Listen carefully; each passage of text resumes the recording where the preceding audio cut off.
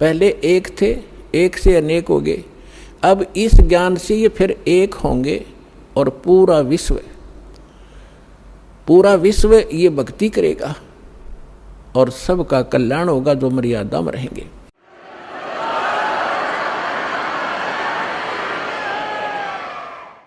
तो अब वो कलयुग का वो आ गया, वो समय निर्धारित जो परमात्मा ने ठीक रखी थी, वो ठीक का समय अब आ चुका है।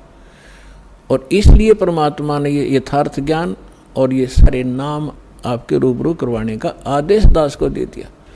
तो उस समय परमेश्वर ने आपकी बैटरी चार्ज करी थी और वो बैटरी चार्ज करके आपके अभी तक उसी चार्ज से आपको मनुष्य जीवन प्राप्त होते हुए आ रहे हैं।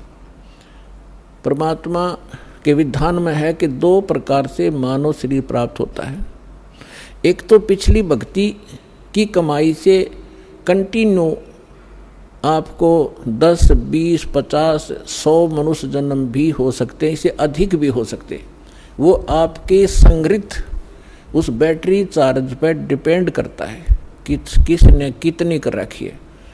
लेकिन उन मनुष्य जीवन के दौरान यदि सत भक्ति यानी फिर चार्जर नहीं लगा तो फिर कोई लाभ नहीं होगा, फिर 84 लाख योनियों का आपको दंड भोगना पड़ेगा।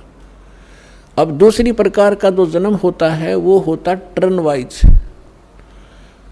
एक नंबर आधार से आपको परमात्मा ने विधान बनाकर छोड़ दिया था इसके लिए कि एक मानव शरीर प्रत्येक जीव को अवश्य प्राप्त होगा। 84 लाख प्रकार के कुत्ते, गधे, सुअर की योनियां भोग के और फिर एक मानव शरीर आप उस प्राणी को अवश्य प्राप्त होता है। तो कुछ तो ऐसे मानव शरीर प्राप्त प्राणी हैं जो टर्न वाइज मानव शरीर प्राप्त है, और एक वो हैं जो पिछले बैटरी चार्ज थी, उस पिछले संस्कारों से मनुष्य जीवन कंटिन्यू आ रहा है आपका।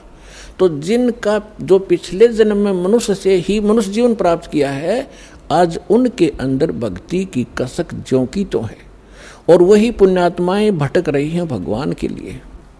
तो परमात्मा की चाह में वही चलती हैं क्योंकि उनके अंदर वो कसक विद्वान रहती है, वो भूल नहीं पड़ती उनको। तो कोई तो बचपन से ही कोई ना कोई व्रत रखने लग जाता है, परंपरागत साधनाएं करते हैं, फिर जैसा भी कोई चलता फिरता भी कोई मार्गदर्शक मिल जाता है वो भी स्वीकार कर लेते हैं। फिर संतों के पास जाते हैं, सुनते हैं कि भाई गुरु बिन मोक्ष नहीं होता।